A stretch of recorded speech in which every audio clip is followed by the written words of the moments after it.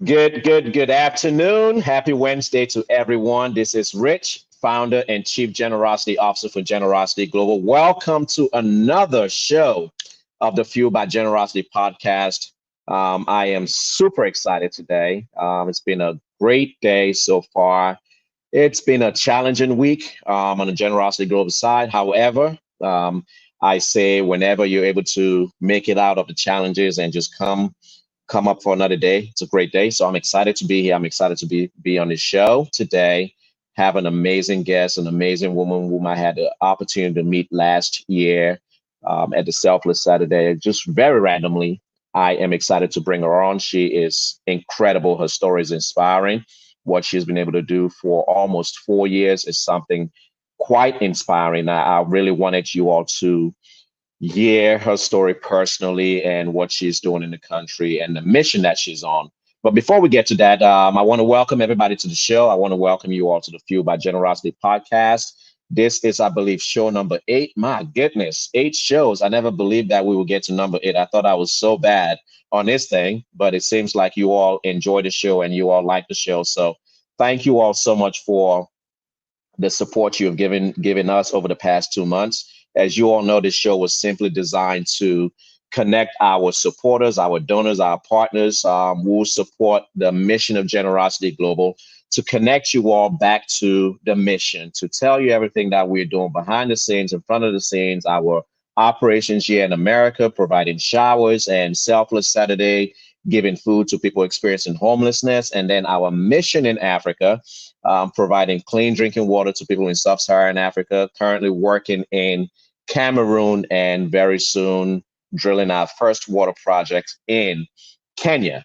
But besides that, I also thought how cool it would be to not only highlight our work, but also connect you to some people who are allowing the power of generosity to fuel them to do good and impact lives around the world. And today's guest is a great example, somebody who embodies everything generosity in her core, in her life, in her day-to-day activity. And I'm excited to bring on my friend, Mary Latham, who is the founder of More Good today. Well, she just goes by More Good, but we'll let her talk to you more about her brand, her organization, her mission, and everything that she. So please help me welcome Mary to the show. There she is. Hey, Mary, how are you? Good. How are you? I am good. I am good. I am excited to have you on. I am excited that we are finally able to reconnect after almost about a year. Where are you right now? Right now, I'm on the very end of Long Island, New York. In a very end. So for those of us who do not know New York, where is that specifically from? I guess Manhattan is like all of that. Out into the ocean. So it's about 3 hours from New York City. Okay. Heading east. So it's really close to Connecticut also. But Long Island is a long island. It's about 80 miles long, and it kind of forks off at the end, and it goes towards the Hamptons, one fork, and then towards the North Fork is where I live. So it's a very small little farm town on the end of the island. Yeah, and you were born in New York, right? Were you born in New York? Yep, I was born and raised in this town, actually. And then I kind of came back because after the whole journey, I missed my family. And a lot of them have stayed in this area. So I'm here for a little bit, or however long COVID makes me stay. Yeah, well, nice. How has things been with you, I guess, with COVID and moving back to New York? Everything is, health-wise, things are good? Yeah. You're doing okay? Yeah, I mean, the health took a bit of a toll living on the road for 3+ years, but yeah, but it is nice to be back for sure. And I feel pretty fortunate. I mean, I'm in a pretty small community, so it's not like I'm in the city, and so I've been able to still get out, go for walks and stuff, get into nature a little bit, and I live by myself right now, so I've been pretty fortunate for this part. Obviously, as I said earlier, I was in St. John for the majority of the beginning of quarantine, which that was a lot more challenging. Yeah. But yeah, happy to be back. Awesome. Well, I'm happy to have you back. I'm happy to have you on the show. And our guests are happy to have you on the show. Some people met you when you were here. So Shannon is sending her hellos. And Shannon says hi on my personal page. So To everyone who is watching the show, if you want me to put your comments on the screen so Mary can see it, please go to the Generosity Global page. You can watch it from that page. You can watch it from our Fuel by Generosity podcast page, or you can watch it from YouTube and make a comment there, and I'll be able to put the comments on the screen and Mary can see it. So wherever you're watching from, welcome, welcome, welcome, and welcome Mary to the show. Mary, for those who are watching right now and they do not know who Mary Latham is, please let us know who Mary Latham is. I just want to say I still remember Shannon, the day I met her, was wearing a t-shirt that said "God is dope." Yes. I love that shirt. Anyway, so my name is Mary Latham, and for obviously everyone who doesn't know me, about 7 years ago, I lost my mom to cancer. I'm one of 4 kids. I'm the youngest by a long shot. Kind of a couple of years passed, and then, we're pregnant again. And so I had a very special relationship. My mom was obviously a wonderful mother to all of the kids, but I kind of got her for a couple of years there all by myself. Once all the kids were out of the house, I was still in the house. And so we were really, really close. And she got diagnosed with cancer when I was in 7th grade. So for a lot of my life, we spent time in hospital waiting rooms, just going through her diagnosis. Then she was clear and doing really well. And 10 years later, it came back. And a few years after that, she passed away. And so I had created kind of a little bit of a mission when I was coping with her diagnosis and kind of knowing what was coming. Still pretty naive and thinking she was going to keep beating it. But I was sitting at work one day. I was working in Manhattan at the time, and I was sitting at work at my desk, and I was going through the news, and it was the morning of the Sandy Hook Elementary School shooting. Mm-hmm. And as I was sitting there reading the news and all about this horrific shooting, as everyone remembers, I mean, it was really, really horrible morning, and reading about all of this, and it was still an active shooter, and seeing what was going on, I was kind of obsessing and refreshing the page, and one of my coworkers walked by my desk with a coffee. And he was like, "Oh, you should have come with me to Starbucks today." And I ignored him and was looking at the news. And I was like, "Yeah, I can afford it." And he said, "No, it was free." And I finally kind of turned around. I was like, "What are you talking about?" And he said, "Yeah, there was a man in earlier," because it was December 14th, so right before the holidays. And he was buying gift cards for employees. And at the end, he randomly bought a $100 gift card and said, "Run it out on the line behind me." And so all those people got a free coffee. And my coworker. Nice. And it was just really cool. I remember thinking at the time, this guy that I worked with, he had just turned 30. His mom had passed away from cancer that year. He was going through a divorce, and he had back surgery coming up. So it was not his year. And he was like such a sweet person, but he had been so down lately. And he was like glowing about this free $4 coffee. It's probably like $10 now. And it was just such a cool thing. And he walked away, and I called my mom. I'd call her every morning. And I told her the story. And then I kind of switched over to the shooting and how could this happen? And how is there so much bad out there in the world? And how am I going to, I babysat for a 6-year-old that weekend. I was like, I'm just going to cry on her the whole time.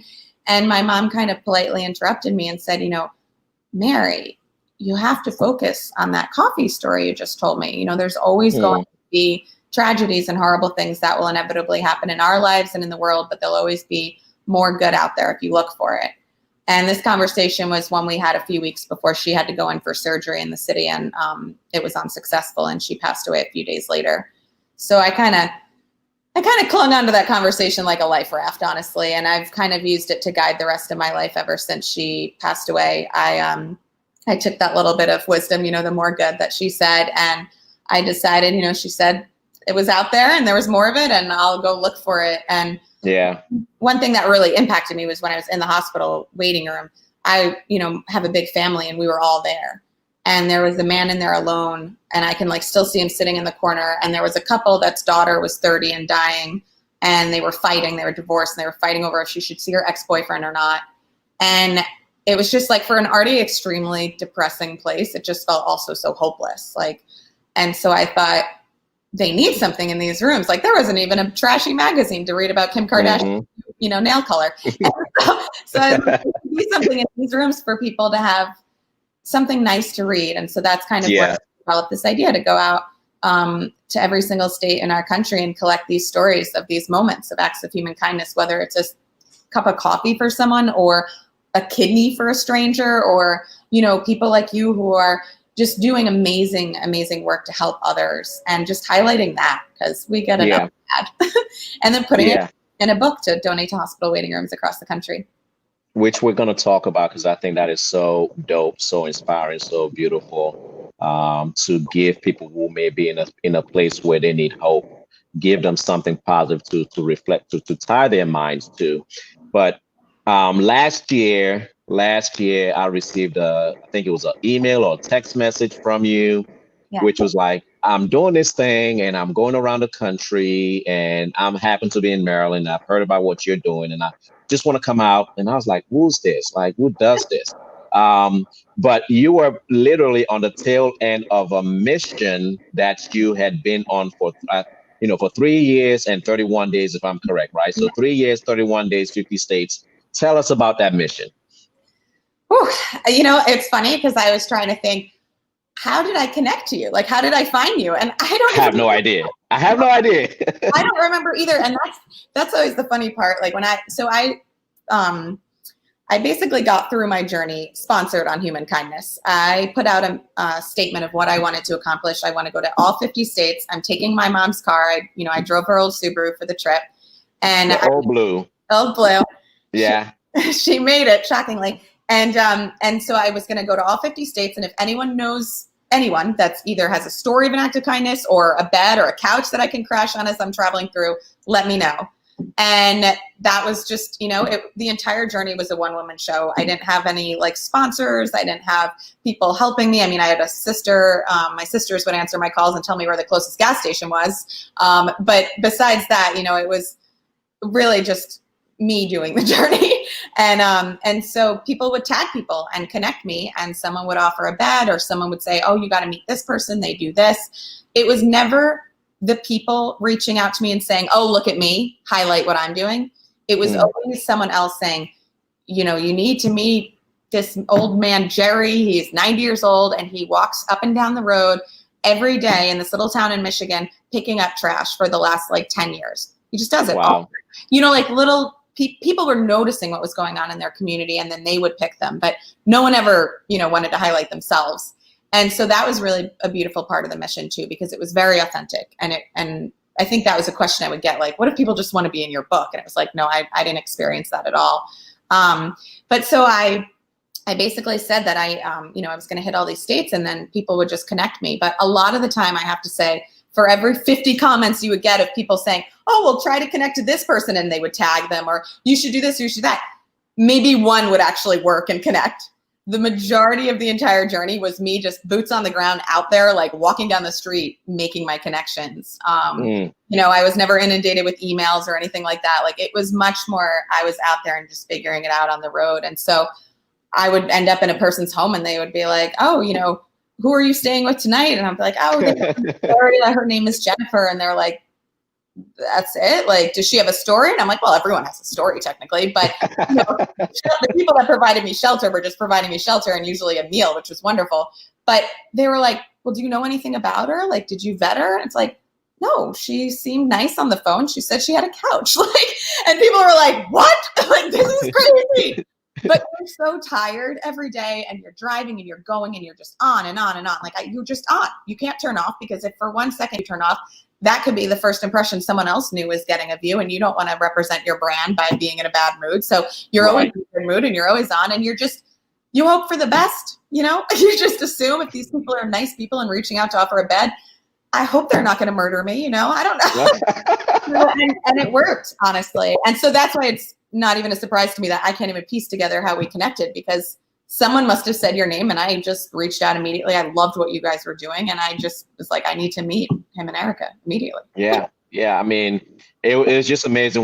The more I started researching your story and what you were doing across the country. I mean, for you all that are listening and you do not know what this woman has done for the past 3 years, almost 4 years, she literally got in a car from a conversation inspired by her mom, rest in peace, which basically says, even in the midst of the bad, we can still find good. And so go out and look for the good. So she literally got in her car, her mom's car, in honor of her mom, to drive across America and spent her night sleeping on people's couches, all on this single mission, single purpose to find good around the country. Like that for me was like, okay, I gotta meet this girl. She is on my, the way that I think, go out there, do it good, just living life, not necessarily recklessly, but really just saying, you know what?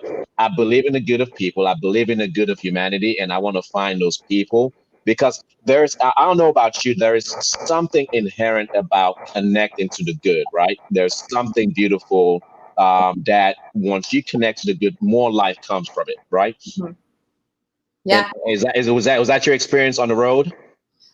Honestly, well, of course, anytime, but I think that one of the biggest things for me that I noticed on the road was that when people would connect with me and, I would get into their home, they would first say, like, I've been racking my brain trying to think of like something good I did that I could tell you about, or, like a story or something. And I was like, well, first of all, that's not even the point. It's what was good done to you that impacted you. But on top of that, I'm like, no, you're providing a bed. That's wonderful. Like, you don't have to come up with a story or anything like that. But then I would stay with people for a few days, and I would go and I'd meet someone down the block who is a mom who lost a baby, and she works tirelessly till, wee hours of the morning every night in her garage, setting up a nonprofit to help other families that will inevitably go through this too. And then she will help provide funeral costs for them. She set up a nonprofit all on her own. And the people I'm staying with 4 houses down don't even know her. They didn't know about that. It's like they're almost their neighbor and they don't know. So what I realized was I was coming home each night and bringing them good in their own community in these stories. And then sometimes connecting them. All of a sudden, maybe they would be helping this woman with her nonprofit or whatever, organization I had met that day. And so it was kind of like, I never would fault anyone. Everyone's in their lives. They're in their bubble. They're working, everyone's struggling right now. And they're just kind of, we're in survival mode. So It's not their fault that they don't know, but it is a testament to why we feel everything is just terrible. That there is no good out there and everything's horrible and the world is going to, it's just because you're in your bubble and you don't even know what's going on in your community. There are so many people out there that are working their butts off to bring good out there. And you just don't know because you're home watching the news, which is terrifying. And very terrifying. So that was really special to be able to show people. I mean, it made it way more work for me because no one knew what was going on in their communities. But it was really special to be able to show them and connect them with these types of people and cheer them up a little bit that there were all these good people in their community. And then also just make them rack their brain, because at the end of the visit, they would always start coming up with things. And, I totally forgot that this teacher I had completely changed my life in 7th grade, and then tell this beautiful story. And it's like, I wouldn't have even thought about it. It's almost like you're forcing people to really go through your life and remember all these positive things. And what a nice thing to do, especially right now, and be able to remember the good. Yeah, I think this is a time where we really just, as a world, as a community, as a society, like the more we can focus on the good, the more we can reach out, meet people where they are, talk to them, encourage them, inspire them.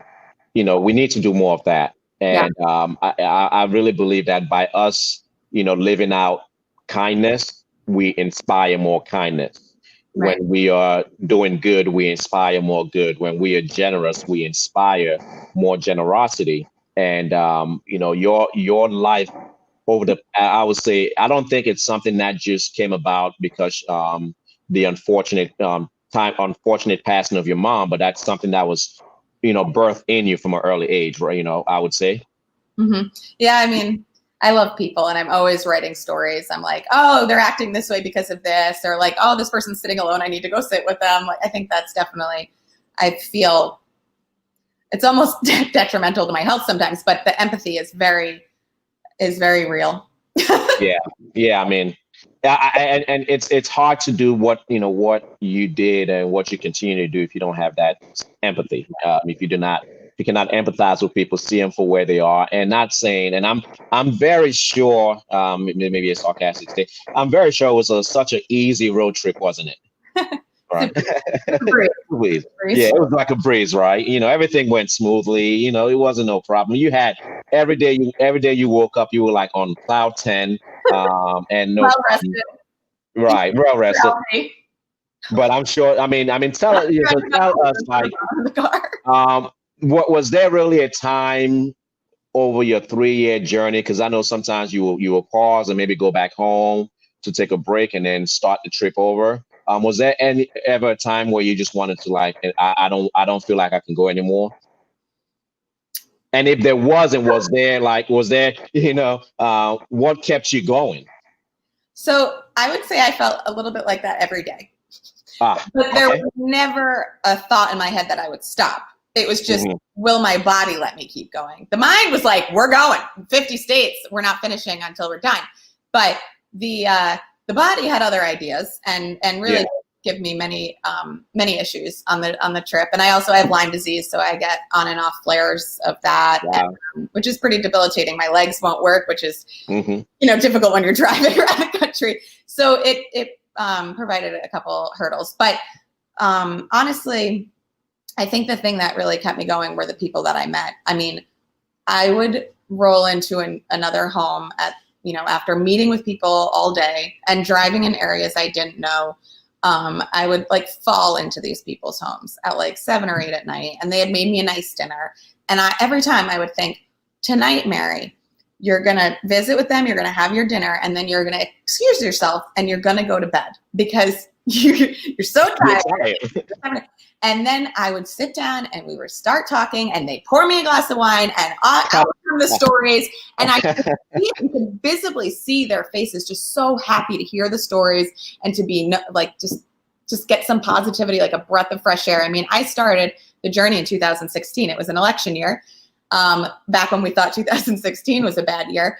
What a breeze that was in comparison to now.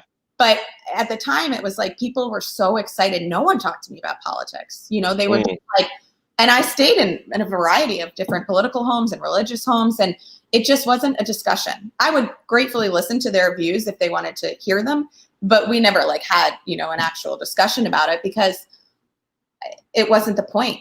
I was there to give them a breath of fresh air and talk about the good, and that's what I wanted to do. And so I would stay up with them again till midnight or 1 a.m. telling stories, and I'd fall into bed, drooling, bullet points, my journal. It looked like, a kindergartner was writing it. And I'd wake up and I'd do the same thing the next day. And so I have no idea how I did it, but it was like you would get it was like it literally fueling me, like the excitement that they had or their stories or the people I would meet each day. They would tell me what these stories were or what they did. And it was so energizing. It was like 5 minutes of coffee, and like you would get so excited. It was like, this is such a cool story. And I get to put all these stories together now someday. So yeah, I would say the people in the stories, especially the people that have lost, if they lost a child. This one woman who lost a child to cancer and then started something called Nick's Wish, where she gives kids 18 to 24 wishes because her son met someone in the hospital who had just turned 18 and got diagnosed with cancer. So he couldn't do Make-A-Wish because that's their cutoff. And so the kid was like, Mom, we got to do something about this. We got to do something about this. And like kept harping on it. And she was like, Nick, like, I'm trying to save you right now. Like, can we focus on you and then we'll figure something out? He ended up passing away, and she found that kid and gave him a wish. Like she fundraised for her community, and then it made her feel so much better that she started an organization and has now given like 130 plus wishes away to kids between 18 and 20 with cancer. So like people like that, it's like, I can get up and get in the car and keep driving to get that story out there. Absolutely. I mean, that's touching and that's powerful. I'm going to take a sponsor break real quick. Welcoming everybody once again to our show. Thank you all so much for tuning in. I have our guest today, Mary Latham of More Good. We are talking about her incredible journey, but today our show is sponsored by Vital Hydroalkaline Water. Vital Hydro Water is rich with electrolytes, resulting in a higher pH. Just like water found in the purest glaciers, source is everything. Vital Hydro is sourced only from the pure, natural spring and bottled water at the source. It comes from some of the best quality springs in the country. So I just got to give my sponsors a shout out. Vital Hydro, go to www.vitalhydro.com and pick up some bottles. Great people over there. They will make sure that it's delivered to you. But Mary, back to your incredible, inspiring story. For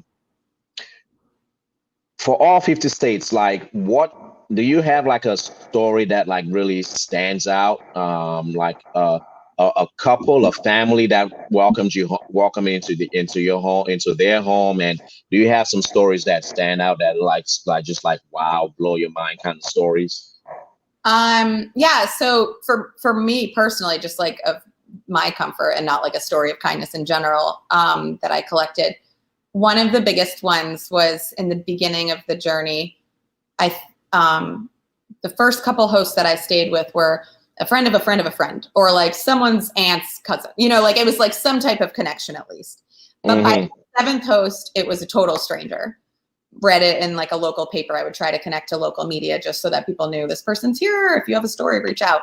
So I started staying, and then the 11th person was by number 7, it started becoming strangers. And by my 11th host, I was in Cape Elizabeth, Maine. And a woman reached out to me on Facebook. And again, as I had said, I never vetted people. So because she reached out on Facebook, I did take a moment to just click on her picture. And so I clicked on her picture, and it's this woman. She has like a sun hat on, and she's, this long flowing hair. She's riding a bicycle through like a blueberry bog, and there's like a puppy in her basket on their bike.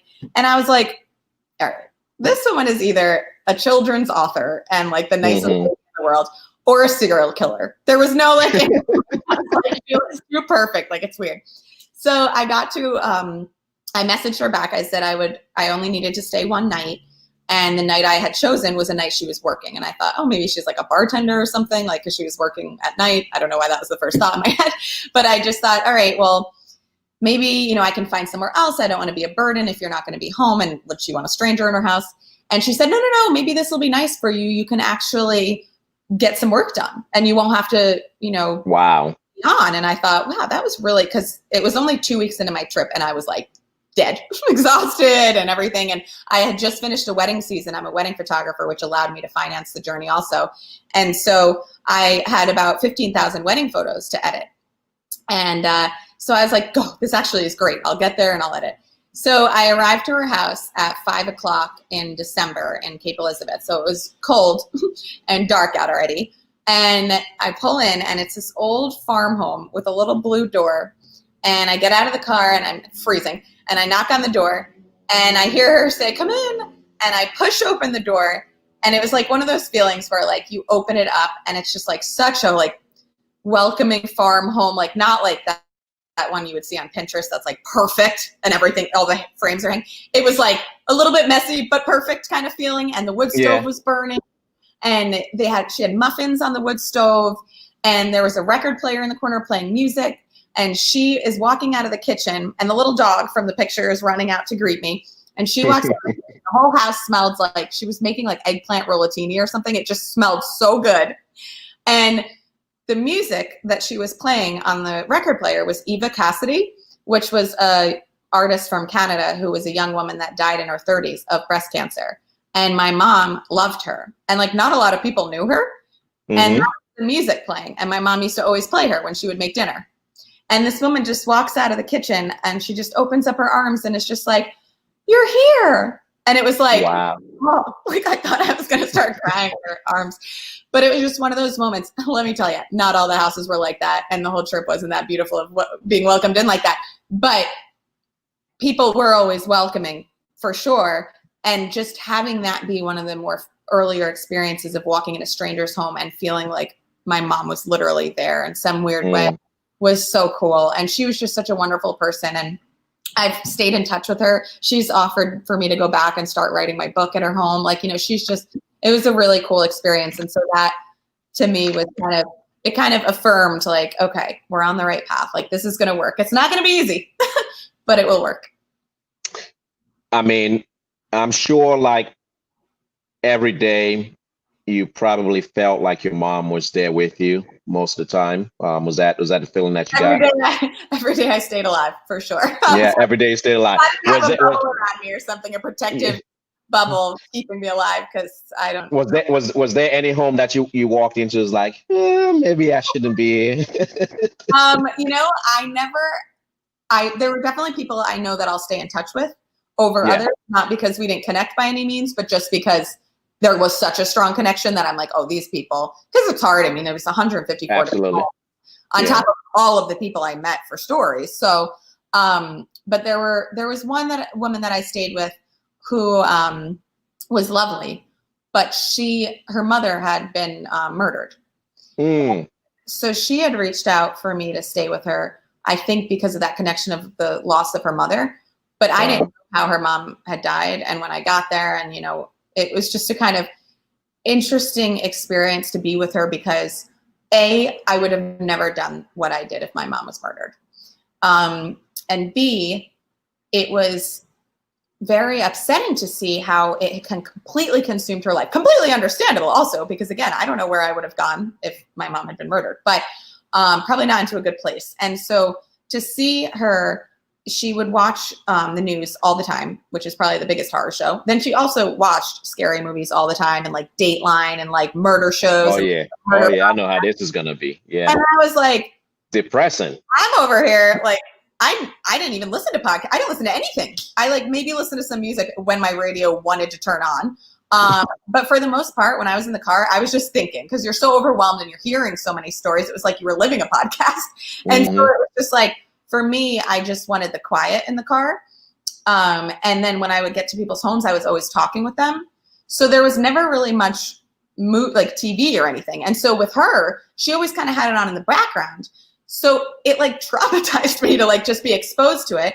And she'd tell me these stories of girls getting sold into sex trafficking on I-10, and I'm like driving along Oh I-10. Lord. Like it really got in my head. And so it wasn't her on purpose. She was lovely. It was just the way that her life had been consumed by all this negative stuff. It was like her home was in this really safe gated community and it had been broken into a few weeks before I had gotten there. Like just stuff like that was constantly happening because I think she had this energy and this like aura around her that was collecting it in a weird way. Right. So by the third night I was staying with her, I was like watching Golden Girls on my phone under the covers, like trying to calm myself down.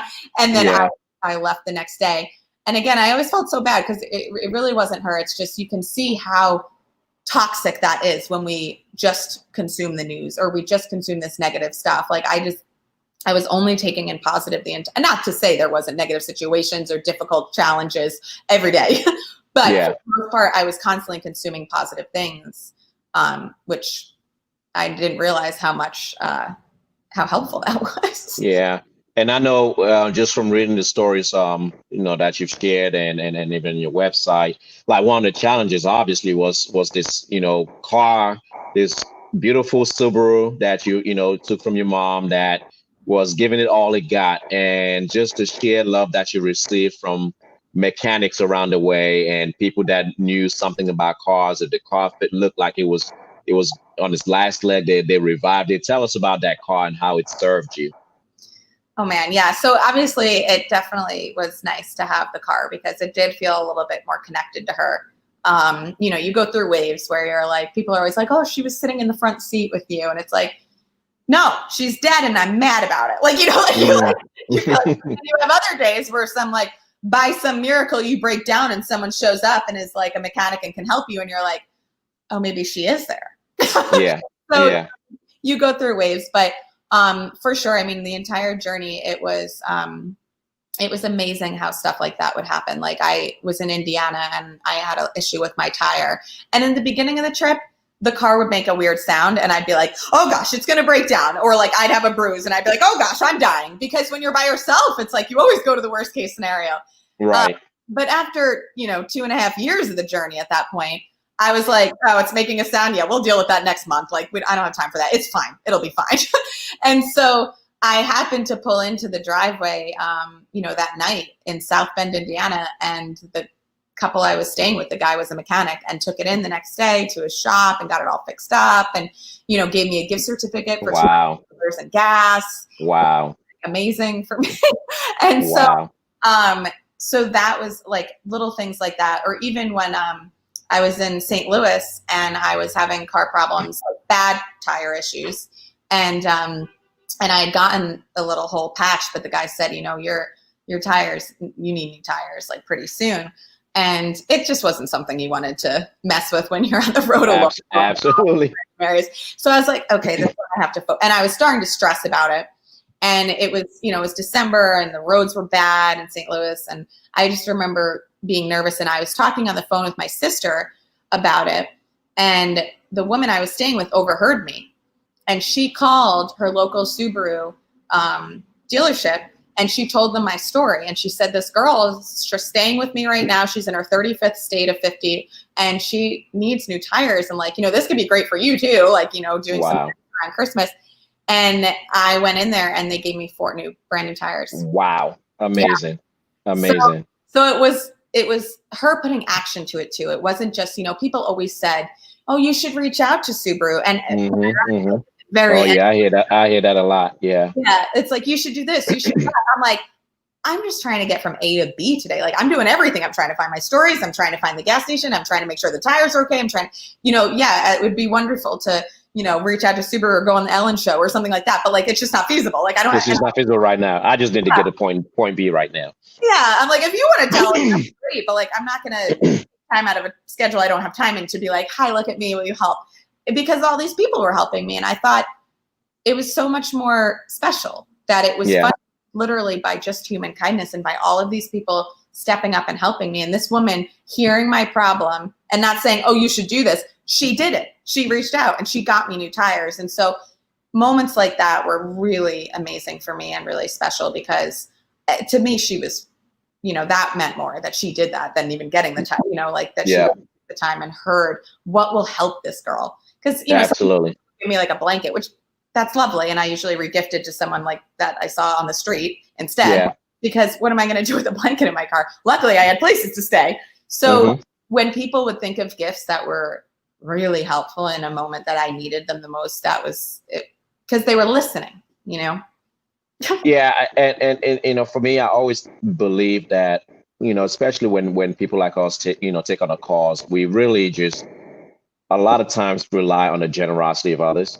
And to everything you just said, sometimes it's not because you are so focused on this mission. You're so focused. You don't have time to reach out to Subaru. It's like, hey, I have a story for you. It's like, well, if you see me in action, you do the reaching out and you make the connection. And for those people who are watching and are in the position to help people like yourself, it's like, the moral of the story is, take action, because by you doing that, it may not necessarily be, hey, yes, $500 for you for doing what you're doing, but let me bring this local dealership to help you out and give you 4 brand new tires, which I'm sure eased your mind, made it so much better for you to continue on that journey. And the more I read about, the brand, Subaru and what they did, I think state number 50. Can you talk about, was it Hawaii? Hawaii and Alaska. Hawaii and Alaska, but you received an email from a guy who worked at Subaru, and then, so how did that connect? So that was the VP of I think his exact title is Field and Distribution Sales or something, but he's one of the vice presidents of Subaru of America. And he had seen my story and he reached out, and the title of the email, I think, was I have a couch. And he said, I have a couch. Yeah. and luckily it was much better than a couch. It's a very comfortable bed. But he had reached out and I didn't really pay attention to who exactly he was or anything. I just thought, this guy's really nice. He works for Subaru. And he said, bring the car in and we'll check on it, which I thought, I'll take any opportunity to get the car checked on because we're heading towards the end, the finish line. And so I took him up on the offer. I just said, yeah, great. I'll be there next Wednesday if that works. And he said, okay, great. And I showed up, and he said, now that we've talked since, he thought I had a team. He'd have to go through all these people and organize, and maybe I could come in for a few minutes and talk with some of the Subaru people about my trip if I had time, if my people allowed. Yeah. Then he was like, go through your people so they can connect with his people. Yeah. Then he's like, then you rolled into my home like the disaster that you were, an unorganized mess just trying to spread kindness. And he was like, oh, this girl's just doing her trip. Like this is just her doing it. Yeah. And so they did bring the car in, and I got it checked on, and the engine was days away from dying. It like could not have been more perfect. And how many miles was it on that by that time? At that point, it was like 140. Okay. 100, no, like 158,000 or something. I personally put almost 44,000 miles on it. But yeah, so there was a leak. Now I'm trying to remember exactly the problem. There was a leak that was getting into the engine that was causing the issue. Had I been getting checked more, it wouldn't have been an issue. But I was like, I don't hear a sound, so it must be fine. But yeah, so luckily they fixed it all up. And it was really cool. The president of the company actually took me out to lunch, and he was just such a nice guy. And his whole thing started because he literally, he had this moment when I think he was like 17 or 18, where he said a priest asked him, what do you want to be remembered for? And he said, that question has haunted me my whole life, because I was doing different things. And then he said, and I finally became the president of this company, this car company. And it would come back and it would come back. And I was turning 50 years old. And I thought, I'm 50. Like, what do I want to be remembered for? Because none of this other stuff seems important yet.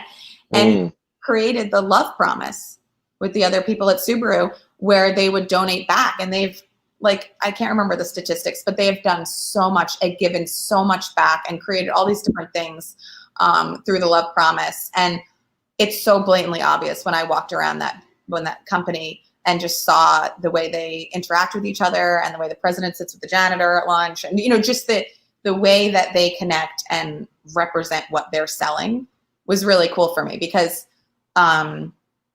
obviously so much of my mission before I ever could correct people thought it was connected to Subaru because I was driving a Subaru, and I was like, no, I'm just on my own. But if they are going to think that, at least for me, I thought, what a wonderful company, and just the way they represent themselves. But then on top of that, they offered to help me when I got to Alaska and Hawaii. And so Alaska was my first state.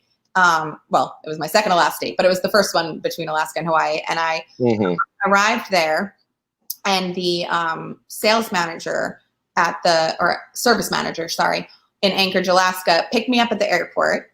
And there he was in a blue Subaru, and we're driving, and we get back to the building, and they walked in, and they wanted me to meet a couple of the people. And then I went to get in the car, and I noticed when we were in the car, like, it wasn't like perfectly clean. It didn't look like a rental or anything. And so I thought, that's so funny. He has a blue Subaru. And I think I was like, oh, you have a blue Subaru. Yeah. And then as we were walking out, I thought he was going to walk me to my rental car, and he handed me the keys, and I was like, but that's your car. And he's like, yeah. He said, we didn't have any blue Subarus in stock. And I knew how, I had talked to the guys in said how important it was that you were driving this blue Outback, because that's what your mom had. And so you can just take mine. And I was like, so for 2 weeks, I just took this guy's family car.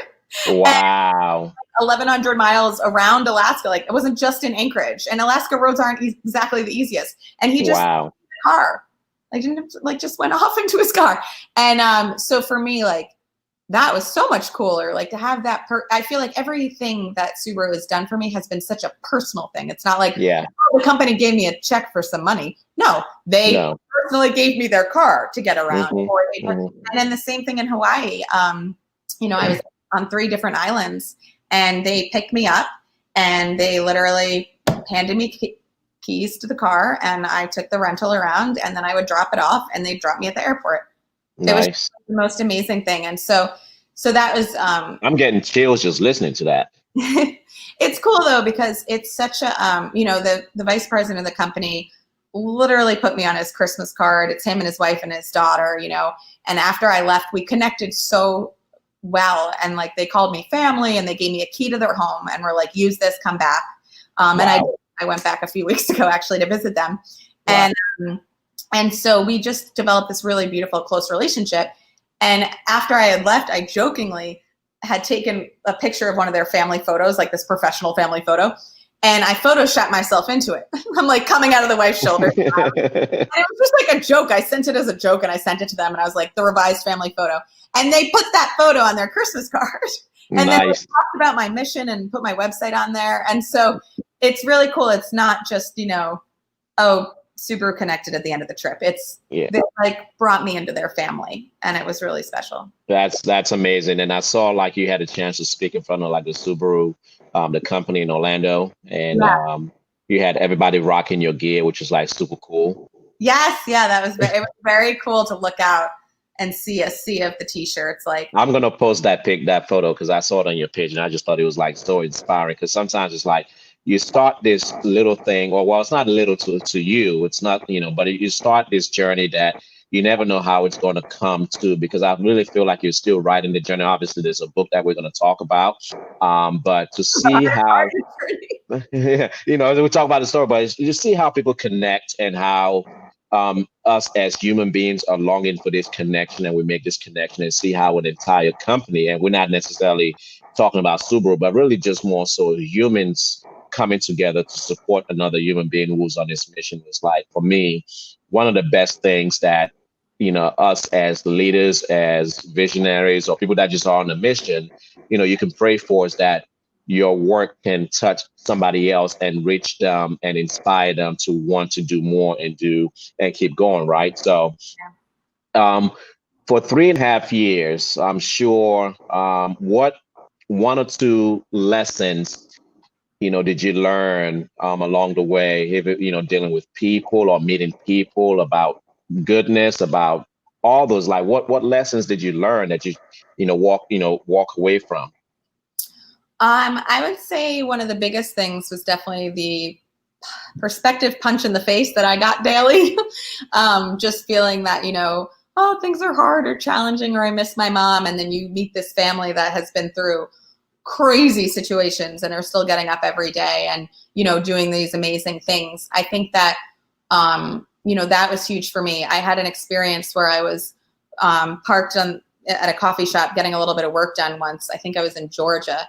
And a woman walked by, and she's in her little like perfect yoga Pilates outfit, and like she has 3 kids and they all look absolutely perfect. And I immediately was who doesn't judge, was judging. I was like, her life looks wonderful, and here I was on this trip where I'm telling people don't do that. And it's hard. Like, it's really hard. You have to train your mind every day. Like, yeah, because they look like that. And she walked over and asked me a question that I actually happened to know the answer. It was, something about the ferry to Cumberland Island. And I told her my answer, and I had my cards, and I thought I should give her one of my little cards. Maybe she has a story. And then I thought, oh, I don't know. Will she think I'm annoying? Like, I was like going through this whole scenario in my head. And I finally just said, this is silly. And she was still kind of hovering. And I said, by the way, I'm doing a trip right now, and I'm in I think I was in my 10th state at the time. And if you want to check it out. And I handed her the card, and she looked at it, and on the back it said, 50-state journey to collect stories of acts of human kindness to donate a book to hospital waiting rooms of all the stories. And she looked down and she just said, I have a lot of stories right now. And she looked up and she said, my husband was actually in a terrible accident at work. 90% of his body was burnt, and he's been in a coma for 4 months. And I was like, what? Whoa. Oh my God. Just because she's in these Lululemon pants, here I am thinking she's perfect. It was just so like, those moments would happen all of the time. And it was that constant reminder. We have no idea what people are going through right now. Yeah. And just because they're this or that or whatever, you assume, oh, well, they must be for this or that or whatever. Like, you have no idea. You have no idea their upbringing, what they've gone through, why they're being mean right now, why they just, ran you off the road. It has nothing to do with you. They don't care about you. They don't know who you are. They're trying to get to the hospital because something horrible just happened, or whatever happened. Everyone's so sensitive right now, and we take everything so personally, and we're not listening. And someone told me the other day, I never thought about this. Listen and silent are the same word, just jumbled up letters. And I just thought that's so interesting, because whenever we're talking now, it's, what am I going to say next? Like, we're not listening. I'm literally spelling that out of my head and just trying to make all the, but you are correct, actually. Wow. And I just thought that was so cool, because we're always so quick to justify everything and defend everything and be angry and say our side of the story. And it's like, we're not hearing what they're saying because we're thinking about our response right now. And so I think that the perspective angle is very, very big. And honestly, that the ultimate act of kindness, I think, is time. I think just at the end of the day, realizing that it didn't matter. If you show up for someone, it's you showing up. You don't have to give them a huge gift or remember to do this or have to ever. It's just you being there for people and making time for someone, I think, is the most important thing we can do. And time in general, it has like a million different meanings for me on my journey. But like you said, when you looked out at that crowd and had that moment, as opposed to in the beginning when it was so small, I mean, it wasn't even just the beginning when it was small. And hopefully for anyone listening that is trying to start something right now, it was small for like 3 years. Yeah. A moment like, oh, MSNBC interviewed me, and it'd be really exciting, and you get 100 emails, and then it goes silent again for a year. Yeah. It was a constant work. It was just work. It was work every single day, and you felt like, is anyone listening? Is this going to work? Am I going to get this book out there? Like, you know, and then you just keep going and going and going, and then you have that one satisfying moment of looking out and being like, wow, I'm doing something here. Yeah. But it's hard, and it's hard for a really long time. Trust, I know. Yeah, no, I'm sure. No, I mean it's never easy, but I have this my phrase, and everybody knows it's like I just say keep going, right? You just if you believe in it and you believe in the mission and you believe in what you're doing and what you've been called for, you just got to keep going.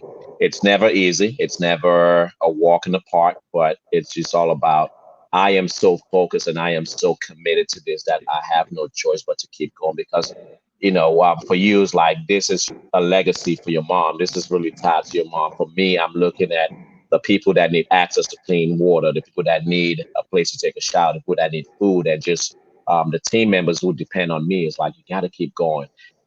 As you know, we're coming down towards the end of the show, but I want to segue into this book. Tell us about the book. Tell us about the vision behind the book, and I understand that this book is just really to be given away. So give us more information about the book. Do you have a title yet? Wow, I love it. More good. How about that? I should have guessed.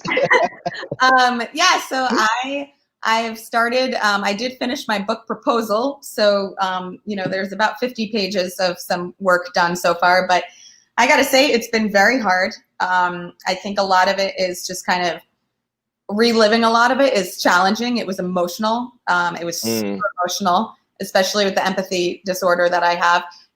I wasn't very good at separating myself from the people's stories. So I took a lot of that in. So just working through that and kind of figuring out how I want to lay this book out has definitely been challenging. And I was actually listening to a podcast the other day, and someone was talking about how I think it was Brene Brown. I don't know if you ever listen to her. Oh, she's amazing. I love her so much. She's amazing. Yeah. So she was talking about how she writes about connection, and she sits alone in isolation to write about it. So, and I thought, wow, like honestly, it was almost 4 years to be connecting with people all of the time, nonstop, every single day. And then now just sitting alone in a little barn, having to write it by myself.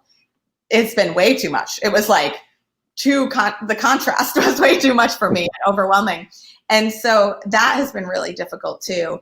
I just have so much content right now, and to start piecing it together has been so overwhelming that I've just been kind of paralyzed. But I do need to get going because people need some positive stuff to read. Yeah, but the plan is, to put it in these waiting rooms. And what would be really cool for me is to have it, because people talk a lot like, oh, well, are you going to sell it too? Because like, I want it for my coffee table. And so if I could do something like the company Tom Shoes does, where you buy a pair of shoes and it donates a pair. I was going to say, it's lovely. Yeah. Someone bought a book and then it donated one, and not just donated one, but they got to pick what state and what hospital it went to. So if they have a personal connection, maybe they want to donate it because their niece was in the NICU here for months, or maybe they want to donate because they lost someone in their family at this hospital, just so it's a little bit more personalized for other people too, because it's about all these people's, I'm putting it into the book, but it's everyone's stories. And so I thought that would be a cool idea once, I get the book written.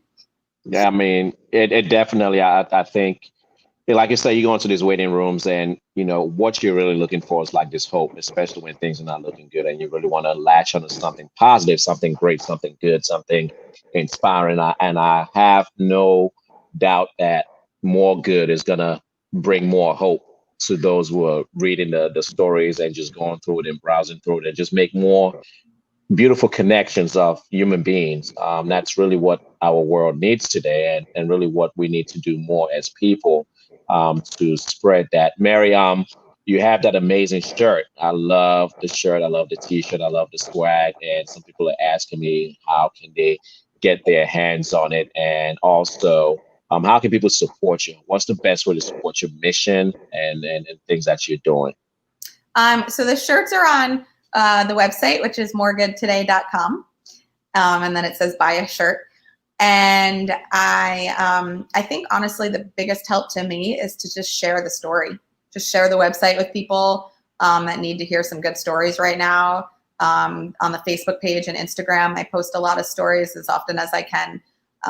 For every story I posted on the trip, there'd be 50 other stories. I just never had time to write them up. But I think that just right now, the most important thing is to share the mission, because I think we all need some happy stories. And so if everyone that listened could share it with a few friends today, that would be the coolest thing. Awesome. Well, I'm definitely going to be doing a lot of sharing. I mean, I think I've been doing a lot of sharing, but with us reconnecting, I've been inspired by and continue to be inspired by the work. I continue to be inspired by the lives that you have touched and the people that you're inspiring along the way. And as life has it, you never know how when you meet somebody, you never know how you're gonna reconnect. And it was just such perfect timing. I'm like, Mary has to be on the show. Really, I showed Joshua the picture that you and him took, and he was like, I remember that moment. And it was such a beautiful connection for me having you and him in that moment, and connected everything that you stood for and everything that we are grooming him to be, which is to be a champion for good. That moment captured it all. So I wanted to personally thank you for that. That's a And good huh? champion for good. Yeah, champion for good. There you go. I love that. Right. So as we prepare to land this plane, as we prepare to get, bring this close to this show to an end, um, people have been listening to us like almost 60 minutes right now, and they're wondering, like, how do I go out there and do more good? How do I go out there and inspire the world? How do I get started? How do I keep going? What advice or what words of advice or what call to action do you have for them to carry on their journey? Look up. I think that when you just everyone's walking around with their phones like this. Mm. I love the branding. I love it. I love it. They're just looking down. I got to get one of those. I know. They're just looking down at their phones, and you're missing so much. I was walking through in Chicago, and I was on my phone for 1 second responding to an email, and I looked up at the last second and saw this man in a business suit sitting on the ground with his arm around a homeless person praying with him.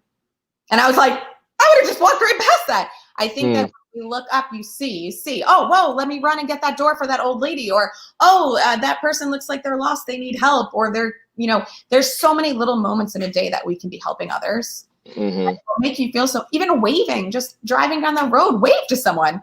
It's like amazing when they get so excited, or they're like, who was that? Did I know them? But still, you're putting it out there. And I think that when you look around, you'll see ways to start helping people, or they should call you and get involved with your stuff.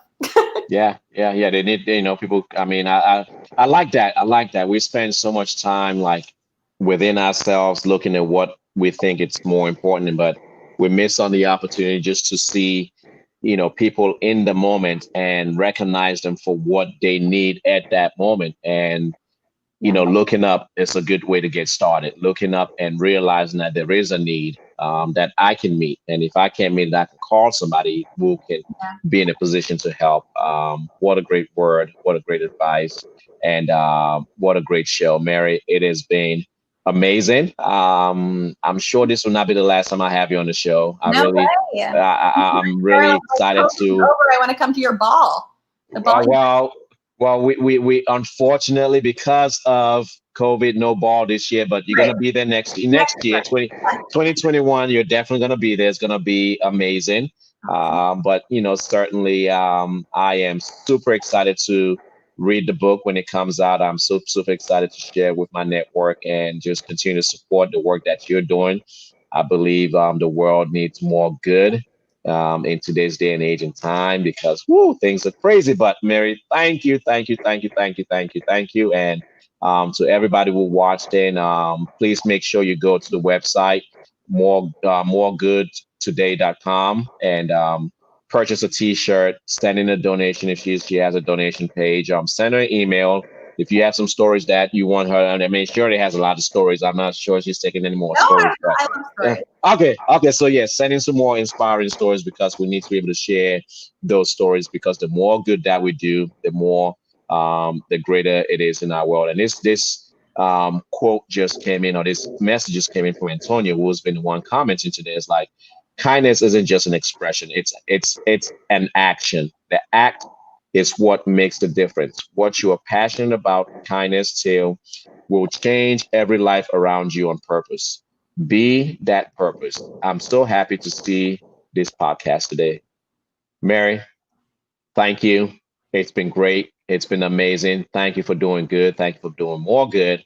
And I am blessed to have you as your friend. So take care, Mary. Thank you to everyone. Last words, maybe before I close it out. Last words. Well, no, I was going to thank you for being more good. Well, I'm gonna be more good every day to the day I die. That's all I got. More good. So, bye bye, everyone. Thank you all so much for tuning in today to the Fuel by Generosity podcast. It's been a great show. Thank you, Mary Latham of moregoodtoday.com. Check her out. Follow her on Instagram. Follow her on Facebook. Just an amazing woman doing amazing things. Not only for people here in America, but I'm sure those of you who are watching across the world are inspired to go out and do more good. So let's go out and do more good. We are